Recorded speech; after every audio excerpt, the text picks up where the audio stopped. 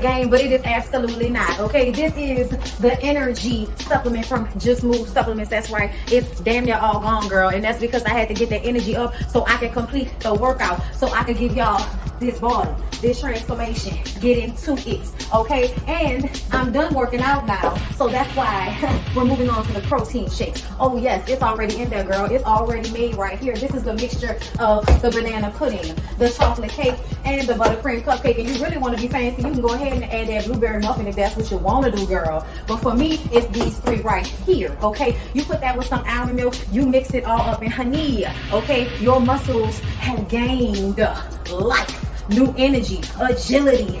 Get into it, okay? Just Move Supplements. Thank you very much. Hold up, Chief. Okay, don't forget about that TLC NutriBurst to get that multivitamin power, because we all need a little extra. And child, if you want that sea moss that go down smooth, don't come up rough, okay? Get into the TLC Nautica sea moss. Yes, get that from me. And child, if your stomach hurt and you need to move some things around so you can be free, okay, go ahead and get that ISO tea down below in the description box.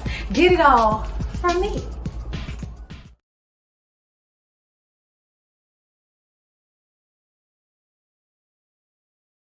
Come on in, come on in, come on in, not come on in, not come. Sorry, y'all know I'm weird, whatever. Hey everybody, what's up? It's your girl BondyBlue. So let's go ahead. Hey everybody, what's up? It's your girl BondyBlue. Okay, follow me on Instagram and let's get into the video, right? Hey everybody, what's going on? Okay, so I'm gonna let y'all give y'all a little bit more time to come into the room. This is the prelude. This is the warm up. I have a BondyBlue show coming up later on, right after this. So I hope you guys are looking forward, to kicking it today, because I am. Listen, the house across the street is finally getting their roof fixed, and I am happy for them because it has been months. Okay, it has been since last year that people have been out here with their roofs, being damaged from Hurricane Ida. So I'm glad they finally getting their stuff fixed. But I also, child, I hope it don't cause too much noise. I'm hoping the good mic is doing what it's supposed to be doing. You know what I'm saying? But anyway, I watched This Is Us, you guys, like right before I came up here. And I'm just going to go ahead and tell you, my heart, the pain, the tears, like, girl, like it was heartbreaking, you guys. It was so funny because like last night me and Lyric were, looking to see what we were gonna watch, right? And I was like, because I watched All American. We watched both All Americans together. And, we were gonna go ahead and watch This Is Us. And then I said, oh, it's the Miguel episode. I said, and with the way that they are, wrapping things up, I was just kind of like, yeah, I don't know if I need to go through that. You know what I'm saying? Like, I didn't, I was like, I don't know if I need to go through that. But I watched it this morning once Lyric went to work. And oh my God, girl. Oh my God, girl. It was a lot. Okay. So I am going to be with you guys in like 2 shakes of a lamb's tail. Give me a sec and I'll be right up with y'all and we'll get into the specifics of this last episode of This Is Us.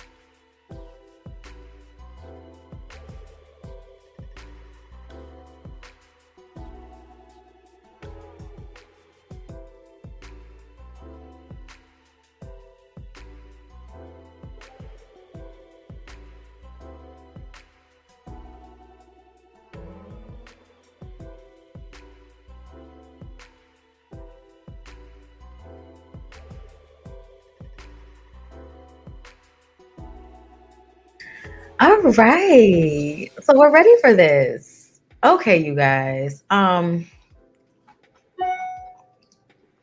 let me know if y'all are hearing and seeing me clearly. And let's just go ahead and get into the thing. Okay. I'm so happy that y'all are here. Thank y'all for coming. It was absolutely box of tissues. It was absolutely hard, ugly crying for the last 10 minutes of the show. So let's go ahead and start. All right, let's go ahead and start.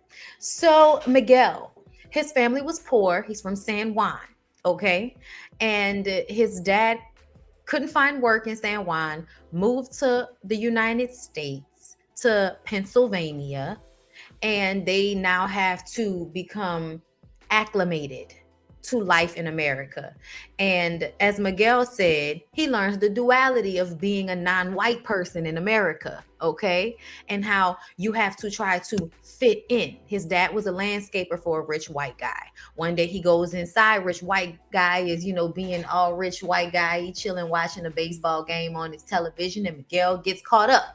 Little boy sit down and he tells him, you should get your dad to take you to one of the games and make sure you sit right behind the pitcher. I mean, the catcher's mitt, wherever the catcher person is, sit behind them so you can, catch the ball if it goes over the fence. Okay. That's how he caught a winning ball one time, as we tells Miguel.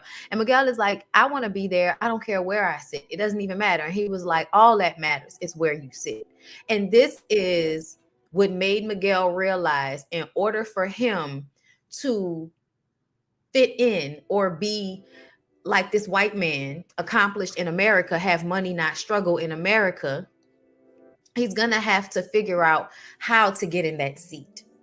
And that is what Miguel basically spent the rest of his life doing. You know what I'm saying? Trying to fit in and be successful and no longer struggle and be poor. So back in the day, okay, I think this might have been the 70s, Miguel gets, his first good job, right? Y'all. Miguel said that, because when he sat down, the guy called him Mike. I said, when does Miguel ever win his Mike? Right? Has great, history and all of that. And the white guy was impressed, wants him to start as soon as possible. And he says, oh, and by the way, my name is Miguel. I sent in 2 different applications, but the only one that got a response was Mike. Miguel didn't get a response. And it's like, oh, okay. You know what I'm saying? Yeah. Hello. Racism. Okay. It's something that a lot of Black people had to keep in mind when they were naming their children. After a while, you start to realize that anything with Isha, anything that sounds exclusively Black, Jamal, you know what I'm saying, Tyreek, those types of names, you know what I'm saying, will pigeonhole your kids, because when they try and go and get a job, they're going to look at the application and see the name and decide to be racist and not hire someone with that name if they are someone white trying to hire someone to get paid a lot of money. Okay. So, Miguel showed himself to be smart and showed himself to be someone that understood that he had to fit into this world in 2 ways: who he actually was and who he needed to present to the world. Now, everybody has duality, okay? But nobody has the duality more than non-white people living in America, okay? And I say that because he had to deal with it as, where is San Juan, y'all? Where is San Juan? Let me know where that is, because I don't know where San Juan is amongst the Latin and Hispanic, countries. Let me know. All right, I'm showing to be ignorant in this moment. But wherever he's from, you know what I'm saying? Like, nah, I didn't lost my point. FYI, the guy. Oh yeah, we know he was on Puerto Rico. That's what I wanted to say, but I didn't want to be wrong. But yeah, okay. So coming from Puerto Rico, from the San Juan of it all, anybody that comes from you know the duality of it. You understand how you have to fit in. Thank y'all for that, Puerto Rico.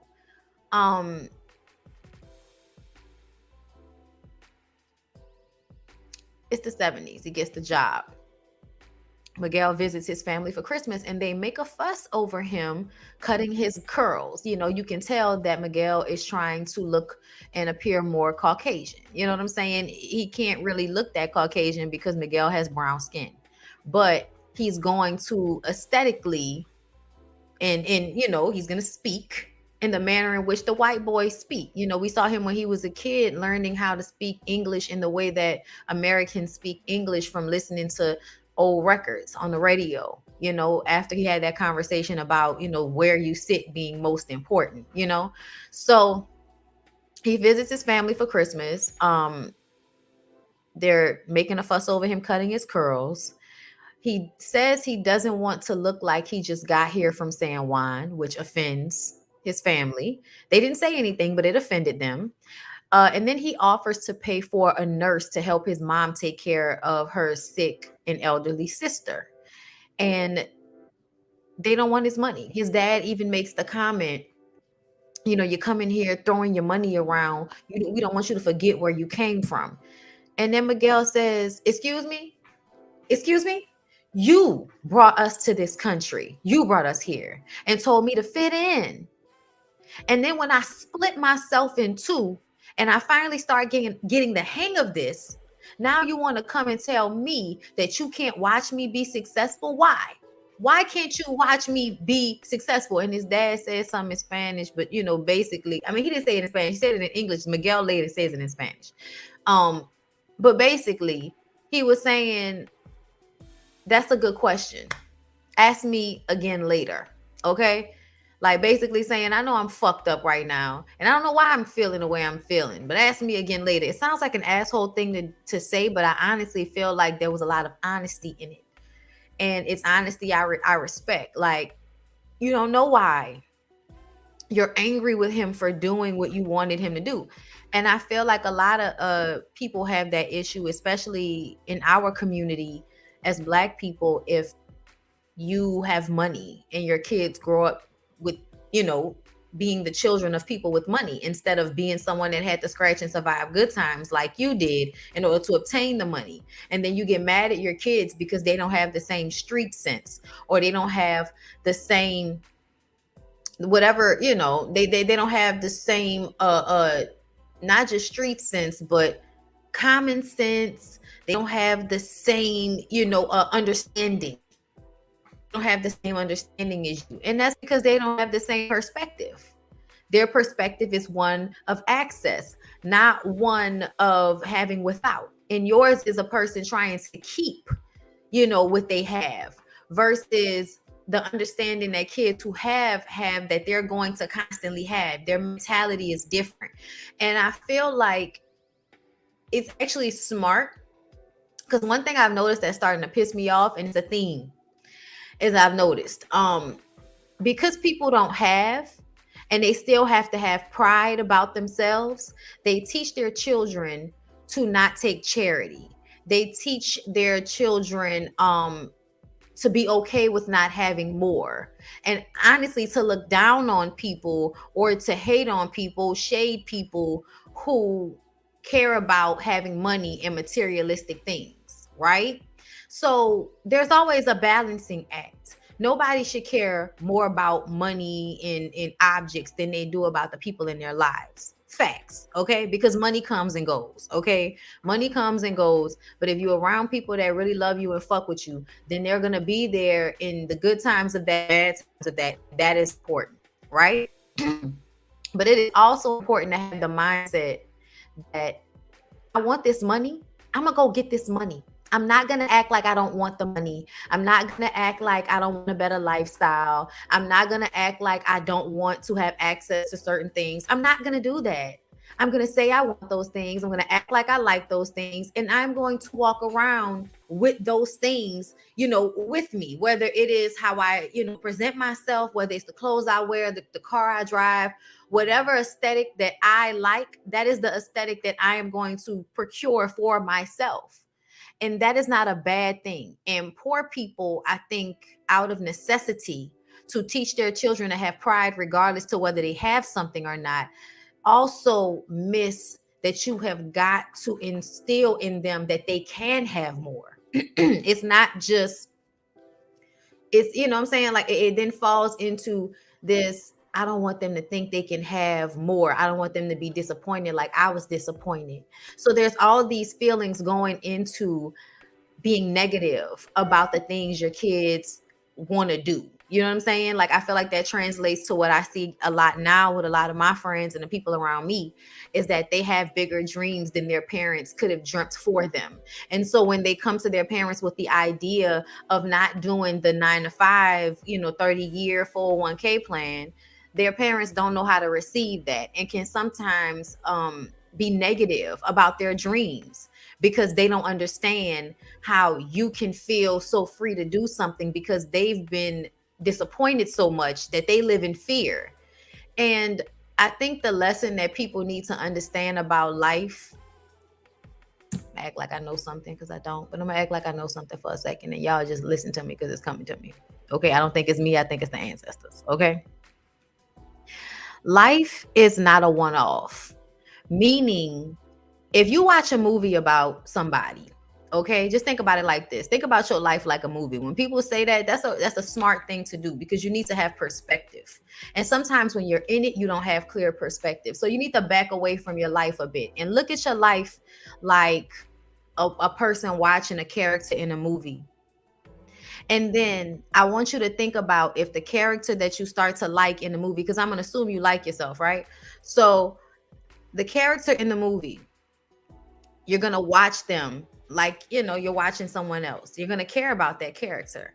When they go through hard stuff, you're going to want them to keep trying, right? You're not going to want them to give up. You're not going to want them to, have that one bad thing or that second bad thing happen and just give up. Even if life is trying their fucking nerves, you're going to want them to figure out a way to have a happy ending, so to speak, because there's no real happy ending. You know what I'm saying?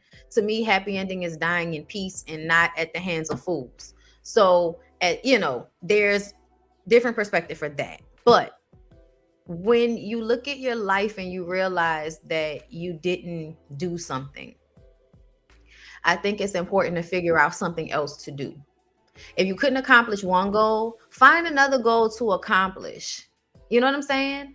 But stop feeling like because one thing doesn't work, or because that one dream fell through, that means that you should never have dreams again. That means you should never think of another way to be happy. That's not how life is, y'all. And I really do feel like, this is not my own knowledge. This is somebody else's knowledge. But the knowledge of your life is going to have constant ups and downs. You are going to be tried all the time. You have to figure out a way to keep your head above the water. Shout out to Good Times, because that is a real thing to say. That's the real thing to say. You have to figure out a way to get around the things that are trying in your life so that you can have a good life.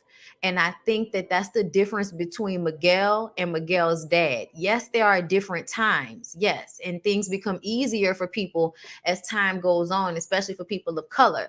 But I also want people to understand that a certain mentality about money has to be present in order for you to get that money. You can't feel like I don't need money, or I don't need this, or I don't need help. You can't think like that and think you're actually going to get out of a situation that requires a helping hand. You see what I'm saying? So like on All American Homecoming, a girl that complained about not being able to afford to even compete at the college level playing tennis because of how much money it costs. And then they come to her with a scholarship and she doesn't want charity. And I was like, why? You need the charity. Why would you not take it? And it's because they feel like, I don't need anybody's handouts. I want to do this all on my own. And what you don't realize is nobody does anything all on their own. Even if it's the universe and God sending someone in your pathway. The other day, I had a wax appointment that I was running late for. On my way there, they called me and told me that one of the girls called in sick, and so they were short and needed to reschedule me, which was a load off my mind. And I ended up going to the mall and going shopping. Had a cute day. But just think about the fact that a person I don't know had to be sick in order for me not to get a wax that day, in order for me to go to, like, that lady's life affected my day. I don't even know her. You see what I'm saying? Like, at the end of the day, things will be put in your path when you seek them and when you are open to them. You have got to stay in the mindset that if it's something you want, you can have it, and you just have to figure out how to acquire it. And I think if you seek it out, then you'll figure out like breadcrumbs. I felt like for a long time I didn't know how I was going to get to my beach house. I felt like that. I still feel like sometimes I don't know. But based off where I am right now versus where I was before, I couldn't see it before. And now if I'm looking at the end of the tunnel and the light is at the end of the tunnel, I feel like I'm halfway where I can't really make it out all the way, but now I can see the walls, like the light bouncing off the walls and off the ground. It's not completely dark anymore. So with that thought in mind, if there are, is anybody out there that is still in a space of not seeing what's in front of them, focus on what makes you happy. Focus on what makes you feel good. Focus on what is good for you. And I think eventually, as you continue to move and make decisions for yourself, breadcrumbs will be dropped on how to get to the ultimate end goal. You see what I'm saying? Okay, so I understand I went on a tangent there, but also understand that that was on my spirit to give. So it needed to be said. So back to Miguel. His dad absolutely, I don't blame him because I feel like at the end of the day, people do the best that they can. But you can't allow the things that you feel traumatized by to also cause fear in your kids, because they don't necessarily need to be scared of the same things that you were scared of. You know what I'm saying? Especially if times are different. So the comment though that Miguel made about splitting himself in two, and I watched that theme throughout the episode, just really like, God damn you, This Is Us writers. Why are y'all like this? Oh my God. So Rebecca wasn't fond of Miguel at first, right? Y'all know Jack and Miguel were best friends before he met Rebecca. And Jack, Rebecca, and Miguel are out at a bar. They don't really like each other, like I said. So Jack leaves them to talk until they like each other. And for people you can't trust, this may not be a good situation, but because Jack could trust both Rebecca and Miguel, he ends up, they end up becoming friends, and then they all kick it together. And eventually Miguel meets his wife, his white wife. This was Miguel's mistake, if you ask me. So aesthetically, business-wise, I understand you having a white wife as a way to get out of your circumstances, but I bet you any money you would have had a happier life and felt valued more if you had married a woman who was also Puerto Rican or of some type of other nationality. Because the problem that I found, and I feel like we never really got a chance to understand the situation, but that splitting in two, that you deciding to be with a white woman like early on, and this is no shade, but she did not understand him. And she compared him to Jack, not realizing that Jack was able to get off early and have an easier life because, first of all, Jack didn't have the same aspirations as Miguel. If you notice, Miguel lived a much more comfortable life because he was about his paper, which took him away from his family, right? And that's what his wife would constantly complain about, comparing herself to Rebecca, not realizing how Rebecca and Jack are over there struggling like motherfucker with their kids, okay? Struggling, making it the way they wanted to at the beginning. Like, it took a minute for Jack to really start making money like that. We saw from Jack's perspective how Miguel was doing better. And it's because Miguel, as a person of color, had to work twice as hard. That's just what it is. When you're a person that they don't want there, you have to work twice as hard in order to keep your spot. So Miguel had the pressure of that, so he had to work harder. And then also he had Jack had the issue of not having his daddy be a good father. So Jack's thing was to be a good family man because he didn't have that. Miguel had a good family man for a father, but he also grew up poor. And for him, the object was not to be poor. So they had two different lots or focuses in life because of how they grew up. And that white lady was not going to understand that. Okay? She wasn't. So I think when she took the kids, she created more of a separation between Miguel and his children. His children are biracial. Okay? They won't think about it like that, but the kids being half white and half Puerto Rican means that they have duality as well that they didn't have a lot of experience in. And that's the sad part, you know what I mean? But yeah, Miguel was married to to the other white lady first and was doing the whole family thing with her until she couldn't take it anymore, and then they broke up, and she was just very venomous towards him thereafter. um they divorced, his dad died, and then his mom is still like physically taking care of her sister even though she's old too.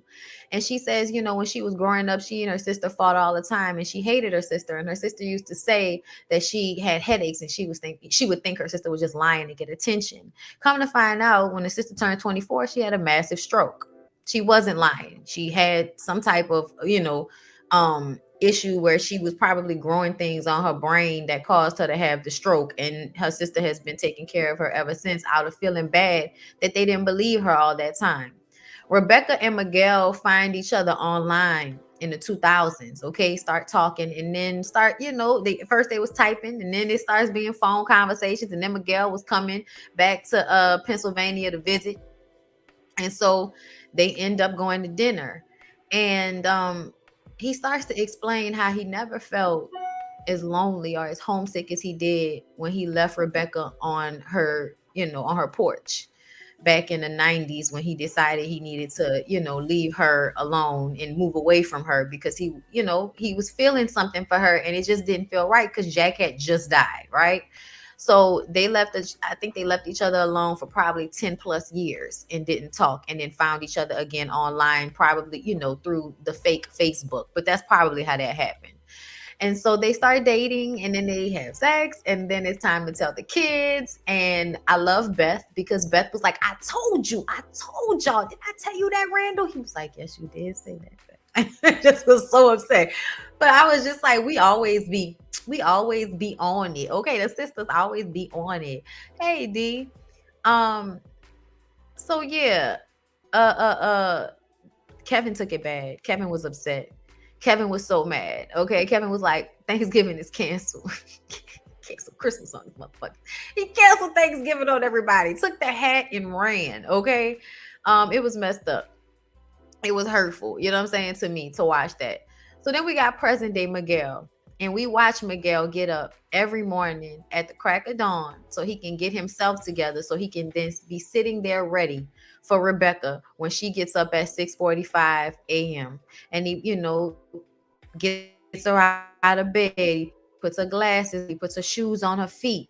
He dresses her, he feeds her, he does the exercises with her. And it's tiring, and he's getting old. You know what I'm saying? He's getting older himself. They have a nurse, but he barely lets the nurse help because he wants to do everything with her. And she's still struggling. She's still, when she wakes up in the morning, she doesn't know where she is, and seeing him grounds her. Okay. But Miguel looks stressed handling all of the things, the phone calls. His doctor says he's not getting enough rest. So one night, Rebecca goes out into the snow, and when he went out there to get her, he ended up slipping and falling and hurting his back. Um, Kevin saw the bruise on Miguel's back, and they decided to have a family meeting with him and tell him that they need her to have more permanent care. And this is not about Miguel not doing a good job at taking care of her. This is about Miguel getting old and needing somebody to help take care of him too. It was very hard for him to do, but they had to tell him that they loved him and that they cared about him. And this was also about taking care of him. So the nurse that they had then starts to take care of Miguel as well. The exercises that, Miguel was doing with Rebecca, he's now doing those exercises. She's now making food for both of them. She's now getting medication ready for both of them. And it's so funny because Kevin was the one that showed the most disdain and had the most emotional detachment from Miguel, but he was the one that went to Miguel's son and said, your dad doesn't have a lot of time left. I don't know what y'all issues are, and I don't know what you want to do with that, but I just thought you should know. And so they spend the next Christmas together, all of the kids together, and you see, y'all, oh my God, I'm not gonna do it. I'm not gonna do it. I hate this fucking show. And they sit there for, Christmas, and he's sitting there watching the grandkids play, and they go out and they look at that tree in the yard that him and Rebecca always walk to every day. And the next thing you know, he's gone. Oh, Lord. So they go and they spread his ashes in the 2 different places in San Juan, and then, over the tree out front of the house. Oh my God. I fucking hate This Is Us. Oh, I hate This Is Us. Oh my God. It was like, you guys, This Is Us. I cannot stand y'all. I cannot stand y'all. And the one thing that they drew attention to is the fact that nobody ever asked Miguel about him. And we go back to the day where Jack made Rebecca and Miguel talk. And she just didn't like the way he was always business, but it was the way he had learned to acclimate himself. So she asked, who he really was, because she wanted to really know him. And she asked him about himself. And it was almost like that was the first time anybody had asked Miguel about himself. And I think that's why he fell in love with her the way he did. And that's why he felt like he had to take care of her. You know what I'm saying? Because she was the first person seemingly in his entire life to really see him. Girl.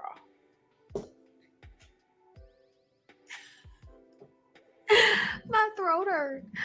Oh my God, you guys. His son was there at the end too. His son and Kevin went to spread his ashes in San Juan. And I don't know where his daughter was, but I know that Kate and Randall spread the ashes over the house, the tree in front of the house. Girl, when I tell y'all that this goddamn show it will have you so emotional, but I really do feel like it is one of the most worthwhile shows to watch. Because I feel like what it does for the people watching. Oh yeah, I said that. I said I have not cried like this since William and Jack died. Okay, I was boohoo crying, y'all. I'm really fighting it back, but it was it had to have sound. Girl, the cry had to have motherfucking sound. I think the daughter died. Okay. Kevin seems the most level-headed. It was crazy that Kevin was the person. You know what I'm saying? It seemed crazy that Kevin was the person, considering the way he treated Miguel. But, girl. This Is Us shows people that your decisions have consequences. Your life is what you make it. And you really have to think about it like that. You really can't think about it like it's anything else than your choice at some point. Yes, you can't control how you get here, who you get here, by, but I think that everybody is giving their call in life, whatever they're supposed to do. Like Jack was supposed to be a good family man and a good father to those kids so that those kids could then go and do what their thing was. It wasn't to be, a money man. You know what I'm saying? It was about being there for the kids. And Miguel, it was about creating a sense of stability for himself. And that is what he did. And then he became the sense of stability for their family. And then for Rebecca. You know what I'm saying? So it's just crazy how we have our lots in life. And our lots in life ultimately have the pull on why we make the decisions that we make.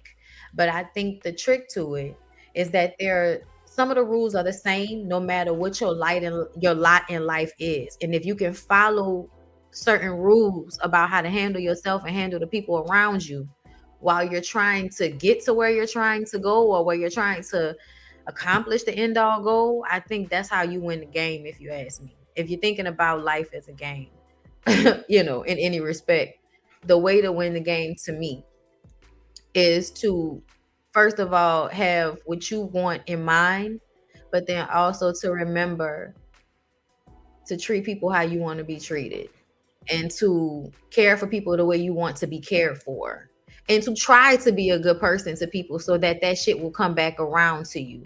You know what I'm saying? I feel like at the end of the day, he wasn't like, he didn't have that relationship with his children, but Jack's kids made sure he was okay. You know what I'm saying? Like, you know what I'm saying? Like, I don't think, we all know Miguel didn't have to worry about a fucking thing at some point. You know what I mean? Oh, y'all, lump in my throat. I love how they wrapping things up too. It was so sad. It was so sad to watch him die, but was it really? When you think about it, like, that's the way to go. That was the happy ending for Miguel, if you ask me. I'm not gonna cry. I am not gonna cry. All right, y'all. So let's go ahead and move on. And let's do All American. Let's do All American first. But before we get into that, y'all, we gotta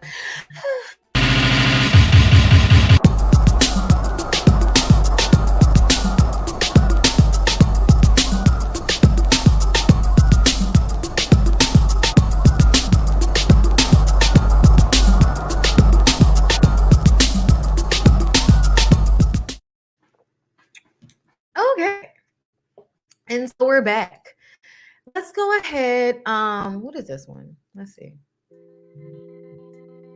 Yeah, let's do that one. Okay. So All American. Girl. All American is getting good. It's getting good. All American Homecoming is getting good too. So oh yeah, child. Let's not even get into it, because I don't want to talk about it anymore. Because I don't want to keep wanting to cry. I'm trying to get the knot out of my throat, y'all. Hey DeQuasia, thank you for the super chat. Thank you for that advice. I needed that because I am having a hard time finding the C in my true calling in life. Oh yeah, I get that. Well, I saw you were saying, you made an appointment and all of that, and I want you to stick to it and don't, I know it's a lot of anxiety, but I swear it's not, it's nothing to be scared about. Just get it off, whatever it is, just get it off.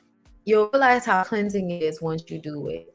It's really one of those things. It's like working out. You don't feel like doing it, but then after you do it, you feel so much better.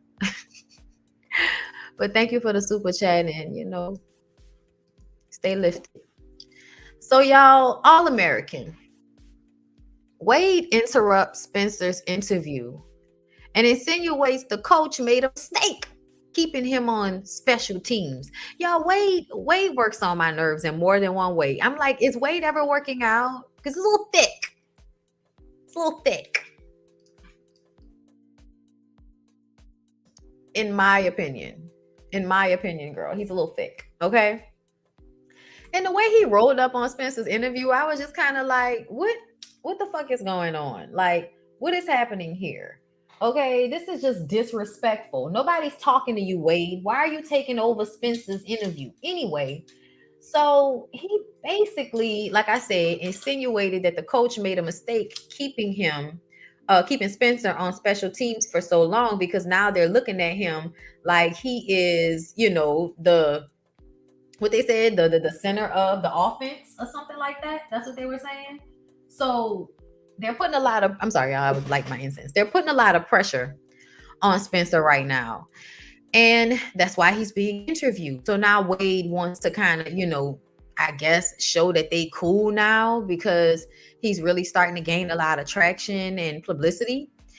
When Spencer replies to what he said, he says that Wade is the best quarterback in the country, and it helps everyone around him to play with him. You know what I'm saying? Sorry, y'all. I was reading a comment and kind of got distracted. I hope I'm being clear about this Wade situation, okay? Like, let me try it again. Hold up, hold up, hold up. I need to try it again because I wasn't feeling the way I did that. Hold up. Let's do it again. Hold up. So, boom. So, Wade.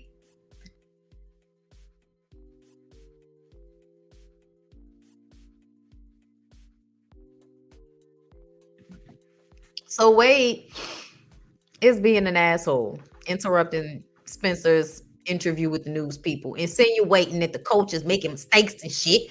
And it kind of put Spencer in a precarious situation because he had to handle it lightly. You know what I'm saying? He had to not shade Wade, but you can tell on his face that he was uncomfortable. You can tell on his face he don't like the dude. It's like, why is your sweaty armpit on my shoulder right now? Like you could tell he wasn't comfortable, but he thought it was best to say something that he could not be called a liar on. Okay. And everybody knows that Wade is the best QB in the country. Everybody knows that. He's an asshole, and that probably won't get him far when it comes to playing pro ball if he doesn't get his head on straight. Jordan was in his feelings about what Spencer said because Jordan feels like you told me not to be cool with him, and now you up here talking about how he's the greatest QB in the country. So he goes and cries to Billy about it, and Billy was like, "You're being too sensitive about this. He is the best QB in the country, but this is a reason for Jordan to feel like he isn't good enough. Like, how is Spencer going to say he's the best QB in the country? And then I tell him that I'm going to come for his spot when all I've been doing is sitting on the bench." And it's like, listen, he's going to be out at some point. So you're going to get his spot anyway. You just have to keep your head on your game.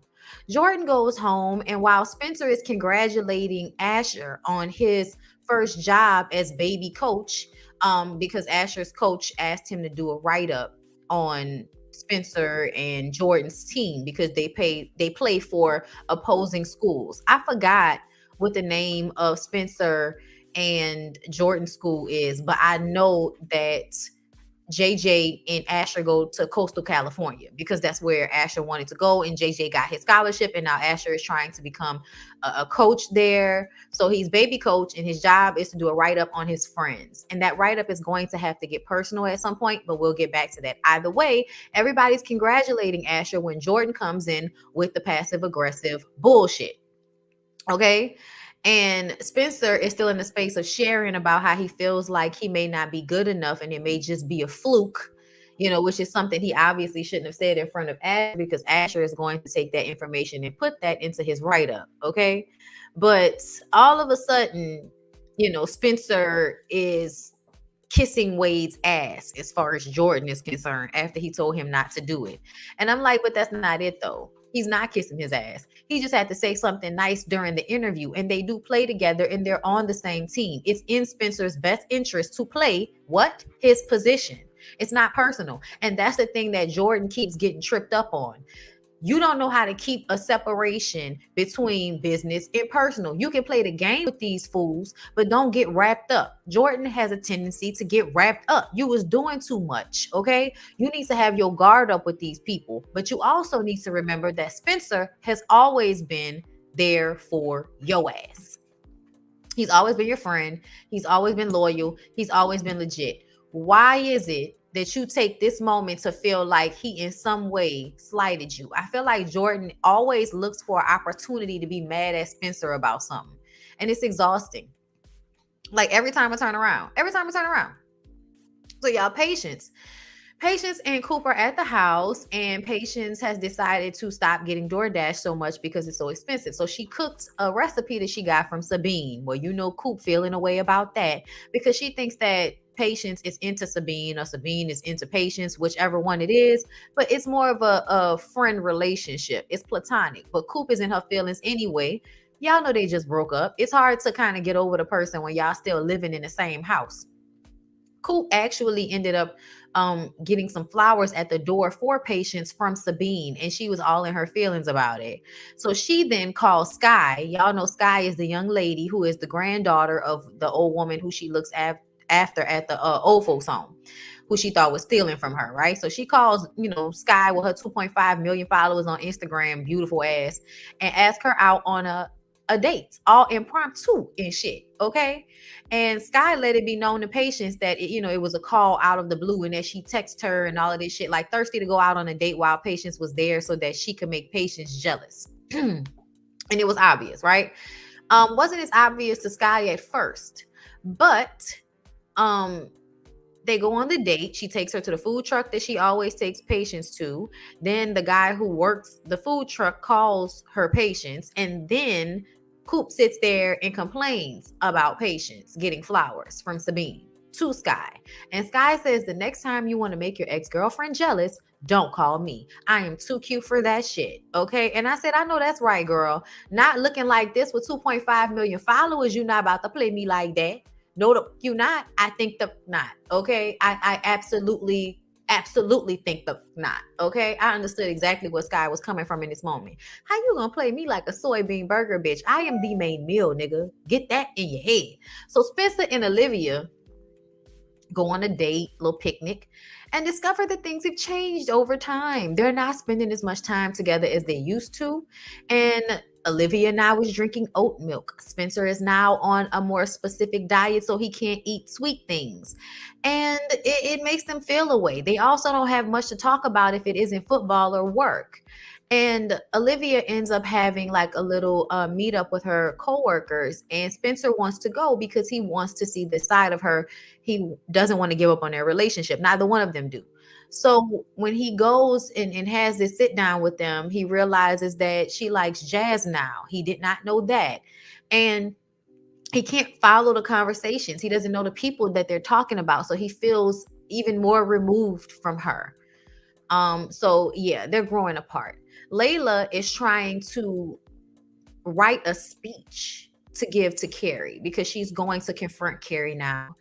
And Jordan walks in and sees her killing a lot of trees, trying to write this perfect speech, and decides, you know what? Bump all that. We're going to go to San Diego. We're going to just go see Carrie. On the way there, Layla lets him know that Carrie doesn't even know that he's coming. I mean, that she's coming. Doesn't even know.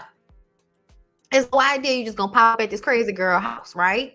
So she texts her and lets her know that they're coming. And she's like, I'm at work. I get off in 2.5 hours. So Layla and Jordan go to the park and they end up playing flag football. It was a way for him to decompress and just play football in a fun way instead of in this like, super stressful, competitive college football level way. And when Carrie shows up, she and Layla talk, and Layla is, basically saying that she just never feels like she's enough. She wasn't enough to keep her mom from unaliving herself. She wasn't enough to keep her dad, from leaving the house. She wasn't enough to keep her boyfriends from cheating on her. And she wasn't enough to keep old girl Carrie from diving off the deep end. And so Carrie says, no, Layla. I would have harmed myself much sooner if it were not for you. And because of you, I have now gone to therapy and got my life back. Like the incident with Layla helped her get her life together. So she had to, she had to let her know that it's not what you think. It's not about you not being enough. It's about the other people and what they have going on and how they can't rise to the occasion, So it was just like sad to me that Layla felt that way. Like Layla is so amazing, but she really does have terrible self-esteem because nobody really was there for her. After her mom died, she's like raising her fucking self. Like, if there's nobody to show you that they care about you at those very young, impressionable years in your life when you're a teenager or a preteen, your mom just died and you're left alone to deal with that. Like, I'm surprised Layla isn't a psychopath, okay? Like, that's real harsh. And I don't understand how her dad or anybody else around them thought that was okay to not provide her with safety or emotional support after she lost her mom. Like, that's just weird to me. I understand his job required him to move around. Take your fucking kid with you. You know what I'm saying? Take your kid with you, or make sure that she has someone around that is actually like a family member that's going to stay with her. Like, not just leaving her to fend for herself. Like, I just kind of feel like that was the mistake at the beginning of this, you know, but I'm glad that Layla was able to get that shit off her chest. Spencer finds Asher's notes on him, just open wide, sitting on the kitchen counter. And basically it says that he doesn't have confidence. He's a great player, but he doesn't have confidence. He used what Spencer said to them about feeling like it would be a fluke for him to be, you know, the center of the offense. And of course, Spencer is pissed that he used personal information that he learned from their friendship and not his stats. Asher tells him that, look, I want to talk to Coach Billy, and Billy is the one that told me to dig deeper into the psyche of the players in order for me to get the job done. Because at the end of the day, this is real life and they have a job to get done. So they need to figure out a way to separate church and state. Spencer was pissed off though. Olivia talks to Billy about how to keep the connection between she and Spencer going as they are growing, because they're growing apart. And he basically tells her that y'all just got to keep trying. Y'all have to keep putting forth the effort. And that's the main thing. Like with anything, shit gets hard, shit gets boring, but you just have to keep trying. Like that's the main gist. Keep trying, okay? You got to keep, you know, getting up and dust yourself off and try again with everything, okay? But of course, weigh the benefits in the loss, okay? Compare and contrast. Don't be out here keep trying with people that's never going to do you right. Don't do that. That's stupid. I just want to, you know, say that because there's going to be somebody out there that's looking for a reason to stay with somebody that they don't need to stay with. Don't use me. Don't use what I said, okay? Spencer goes to see Billy and he tells him that he just needs to balance his relationships because Asher is still his friend, but they both have a job to do. And he goes home and tells Asher, listen, we've been trying to stick our head in the sand and hide from the fact that we're rivals, but homecoming is coming up and we can't do that. So me and Jordan gonna stay on our side of the house, you and JJ stay on your side of the house, and that's what we're gonna have to do, because I am if I can't be comfortable in my own house because somebody is going to use what they learned from me in my house against me in football. So you stay over there, I'm gonna stay over here. And it seemed as if he didn't want to be friends with John B like that no more. And that hurt my feelings because I felt like Asher wasn't trying to be fucked up. And I also feel like I feel like Spencer was looking at this the wrong way. Spencer was looking at it the wrong way. To me, Spencer should have been looking at this situation like, at least now I know what they know. You should have been looking at it like it was a benefit that your friend worked for the other team. Now you know what they know about you. So what are you going to do to counteract that? What you gonna do, bitch? Like that's the vibe that I would have had with him. But either way, y'all, that was it. That was all. I wonder if Asher and Spencer are going to be able to remain friends, because it always feels like they're growing close, but they're just only two big arguments away from being like, fuck you forever. Wise old man, Coach Billy. Asher has crossed him once, so I get why he's not. Yeah, I get it too. I do get it. But I don't want the clique to break up. I don't. That's not what I want for them. But I'm gonna just go ahead and tell y'all that Asher giving John B facial hair is everything to me. Okay, like it really is. Don't listen to what people say. They don't know about you and me. Put it out your mind, 'cause jealousy. They don't know about this scene. I'm like, other friends, what your friends told you. Need to do. I'm not gonna do it. But it's my song. Anyway, so y'all know what I need y'all to do for me before we move on into All American Homecoming.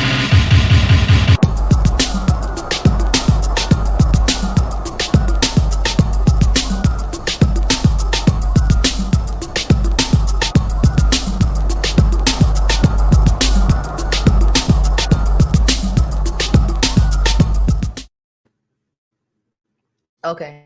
I think Spencer did the right thing. If Ashley can't make a difference between their friendship and business, then why should Spencer? I'm not giving you something to use against me. Oh no, it's not that I don't feel like Ashley. I mean, keep wanting to say Ashley. It's not that I don't think that Spencer did the right thing. I do feel like he did the right thing. but I just don't want him to allow it to take it to heart. But like, as a black person, when a white person keep playing in your face like that, like, yeah, you absolutely need to take heed. I'm sorry. I mean, with anybody, but specifically, I could see why he would take that attitude as a black person. Not saying that he should just because Ash is white, but I just understand how black people tend to be on guard with their white friends, because sometimes you just feel like you never know, because it's like, yeah, we're cool and shit, and then you're gonna vote for my downfall. Like, like, like it just, especially like for me as a black woman, like y'all gonna vote for my downfall, huh? I see that. Everybody, even other women, child, I'm still not over the whole little situation going on with the Supreme Court. I'm just kind of like, oh, okay. Or we in Handmaid's Tale. That's why I never want to watch that shit. I was like, that's too close to the truth. Can't do it. It's depressing. Can't do it. Can't do it. I know y'all wanted me to, but it can't. It's too much. It's too much. But yeah, y'all, let's go ahead and move on to All American Homecoming, darling. Homecoming. It's very good. It's very good. I'm loving it, and I want them to keep it going, keep it coming. I'm enjoying the show. I'm excited. Okay. I don't know why I just came out in that accent. Y'all gonna let me be weird right now. My brain is still trying to become acclimated to the fact that, I'm awake. Okay, so Simone's mom is in town, y'all. Simone's mom is making herself likable. I was like, oh my God, she's likable this episode.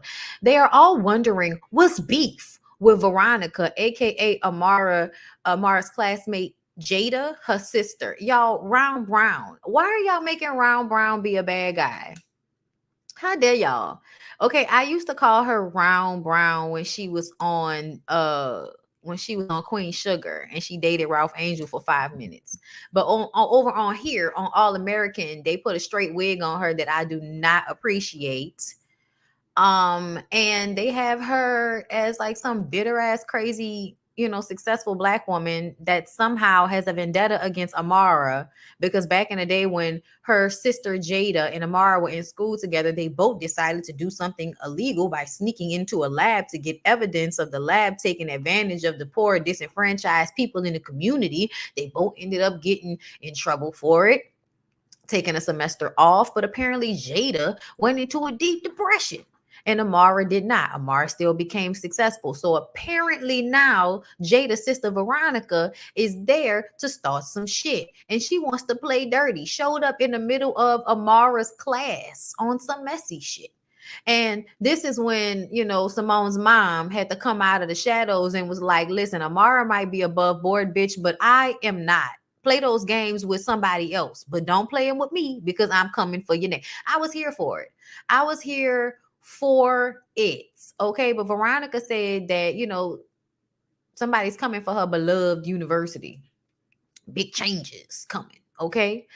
Then we're going to move on, y'all. JR's mom. Okay. It was the episode of the moms, I guess, because this week is Mother's Day. So it was all about the mamas. Mama, I love you. I love you.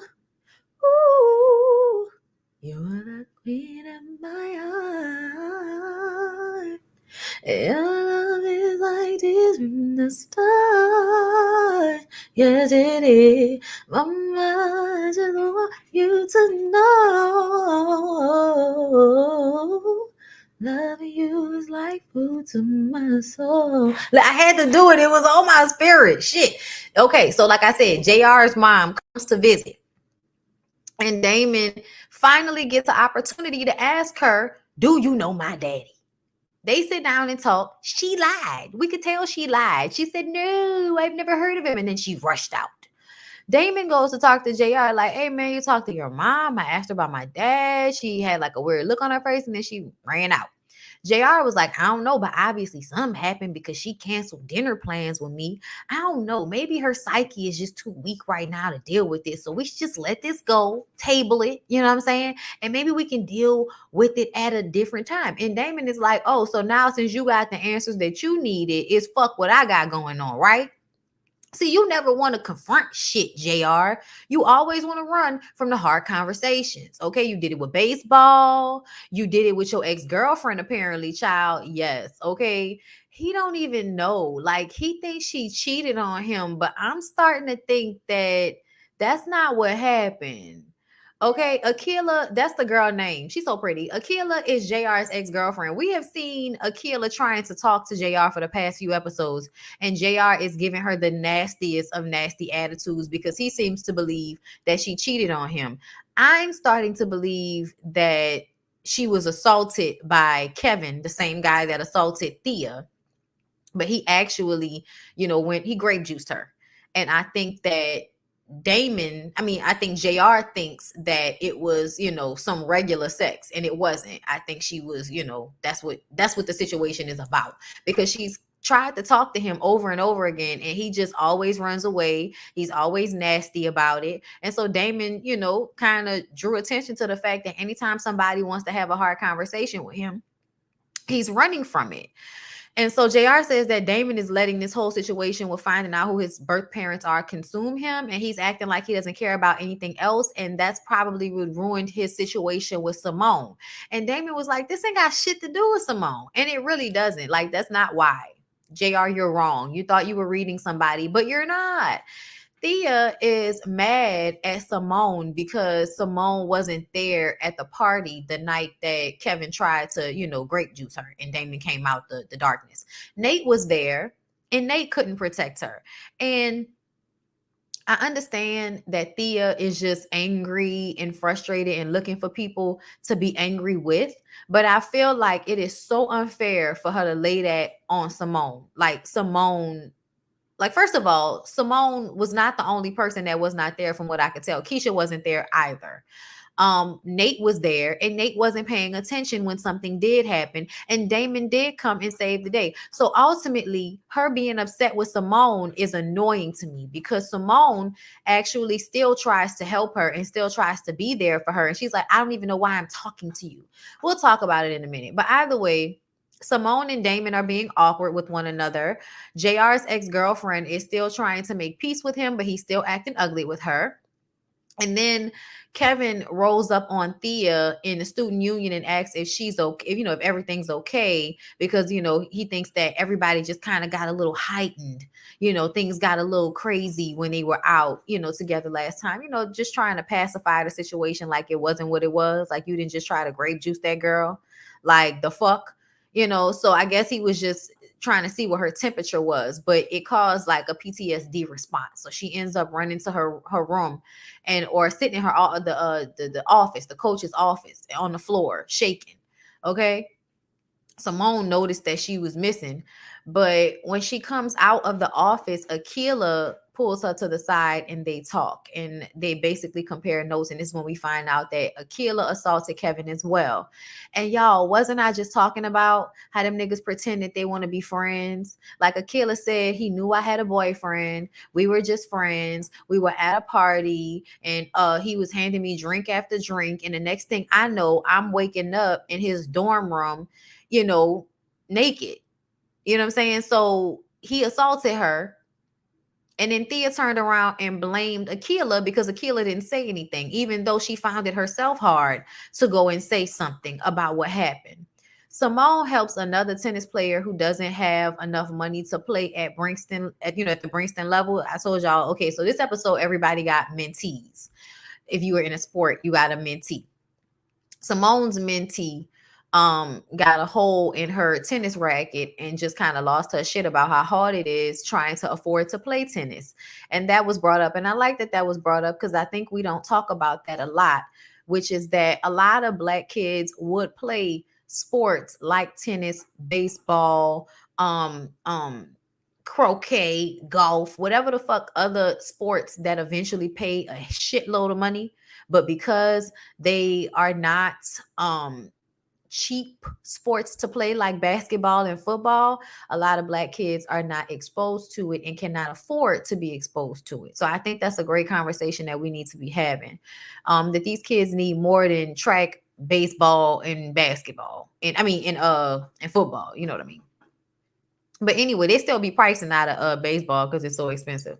But Cam lost his mentee, and Keisha lost her shit on him because Keisha was kind of in charge of the whole situation. Her dad comes over to her and lets them know that he found Cam's mentee.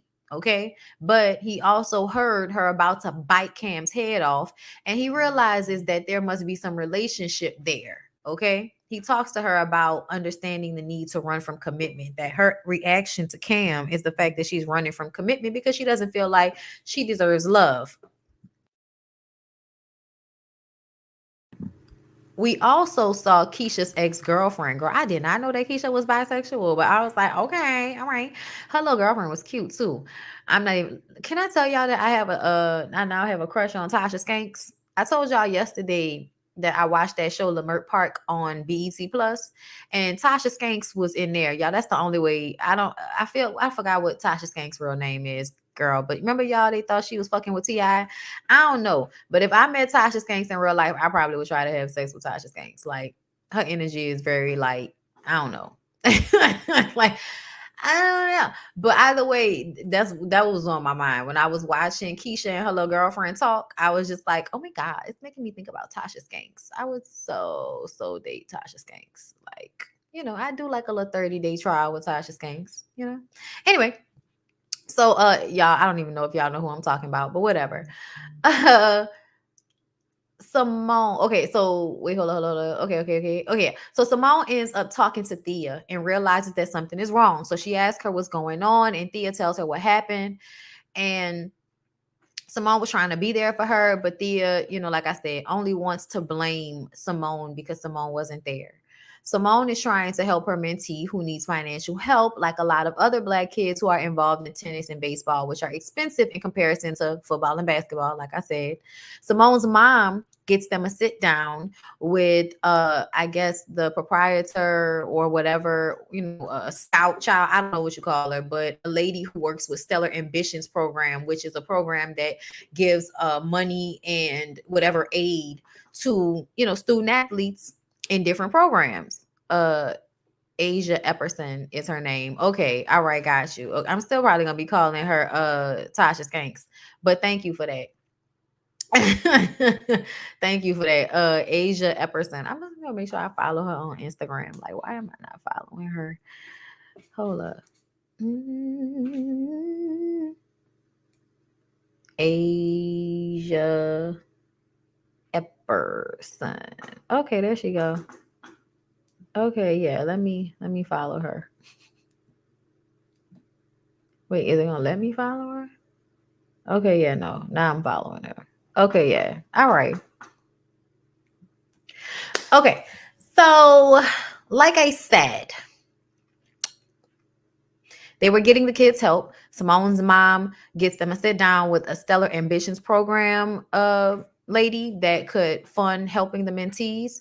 Damon and Simone made the presentation to them, and it was a really good presentation, especially when Damon said he had 25 other students and coaches that would agree to help the students in any way, like give them coaching, or if they needed just assistance in any way, they would be there to help them be better as athletes. And so that helped. When she brings the information to her mentee Maya, like I told y'all, she refused charity. Eventually she changes her mind when Simone's mom tells her she was being foolish. Okay. And that's the same thing Asher was on. Y'all remember Asher didn't want to take that money from his mom's boyfriend, and somebody had to tell him you're being foolish. Let me tell y'all something, young children. Y'all don't turn down no fucking money when y'all trying to get out of y'all situations. That's the beginning of your life. You need as much of a step up at the beginning of your life when you coming into adulthood as you possibly can. Okay. But also pay attention to people's motives for giving you things. Okay. So don't be out here taking shit from people and getting yourself into foolishness or nothing like that. Pay attention. Okay. Again, weigh your pros and cons, but ultimately, like, that idea to turn down scholarships and money because you don't want charity, that's crazy. Don't do that. That's stupid. Um, so she decides to go ahead and take Simone up on the offer.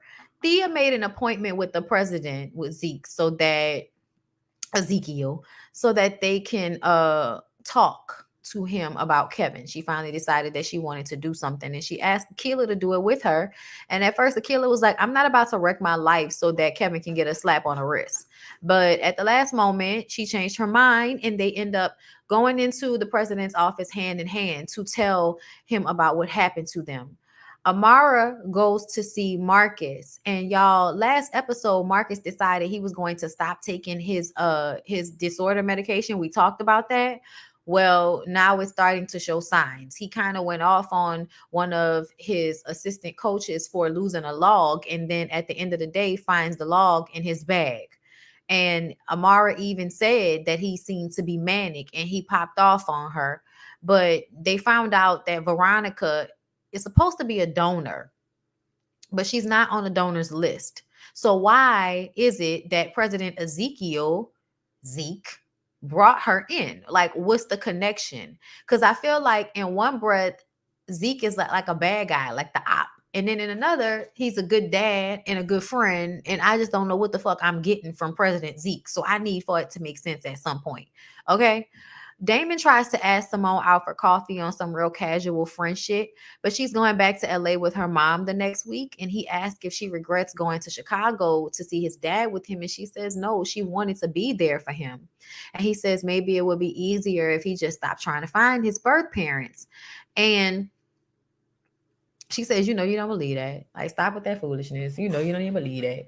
So Thea and Damon are happening because they made like a little date to watch TV together. They had been doing that throughout the episode because she was kind of relying on him, safety wise. And I'm just like, girl, don't be trauma bonding. Like, y'all cute, but don't be trauma bonding.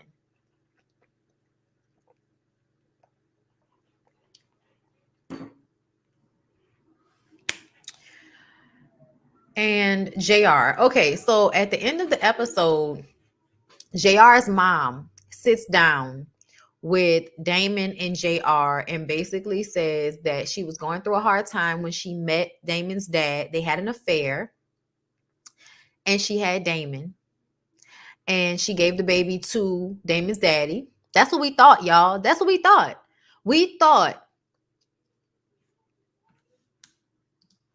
Hold up, y'all.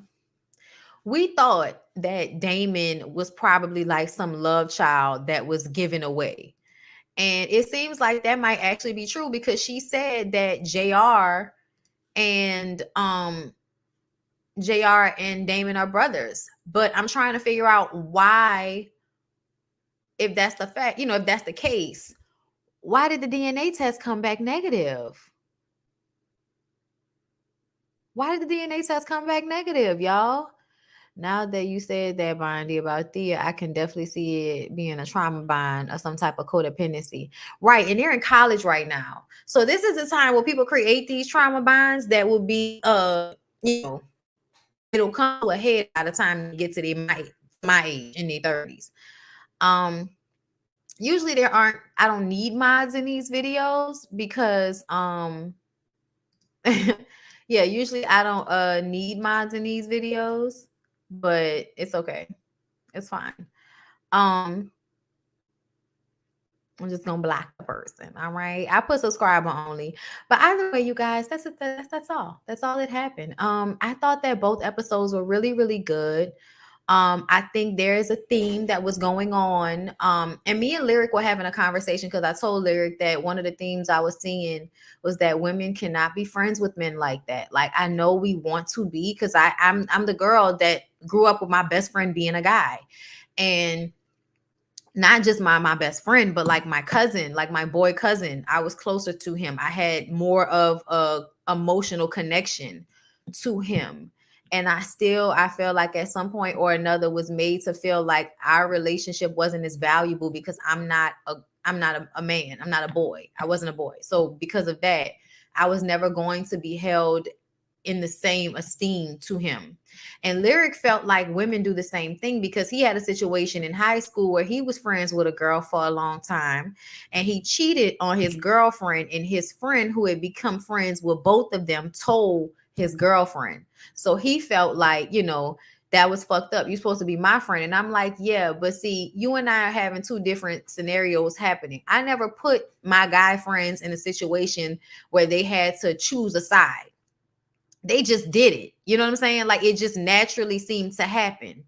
And then with you put her in that position by, letting her know your information when she was friends with your girl. I said, now if it was me, I wouldn't have said anything because, like I don't get involved in people's shit like that. That's not my business. To say anything. Now I have, like my little set group, but that the loyalty is to the girl because that's my friend. Like the loyalty is to whoever my friend is. Okay. So I'm what? Like what? That's crazy. So I feel like I'm just a different type of chick. My loyalty is the same no matter who you are. But I just find that in a lot of situations, men, or boys, you can't trust them to be your friends because when they act like they're going to be your friends, they're either going to eventually prove that y'all relationship is not as important to them, or they're going to try to grape juice you like Kevin did to Akila and Thea. Exactly. Why was the DNA messed up? Exactly. I think JR might be adopted. Oh, that's what I want to know. Did someone tamper with the DNA test? Like, did JR's dad have the same situation as his mom had a love child too? She let it slide. And like, that's what I need for it to make sense. So we're going to be here next week until it all makes sense. But let me go because y'all know I have another live right after this. I have a BondyBlue show coming up right after this on some real lag shit. We're just going to go over a few things that's on Instagram. Y'all know a good old time. So I hope that I see y'all, you know what I'm saying, in a few. So like, comment, subscribe. See y'all in the next one.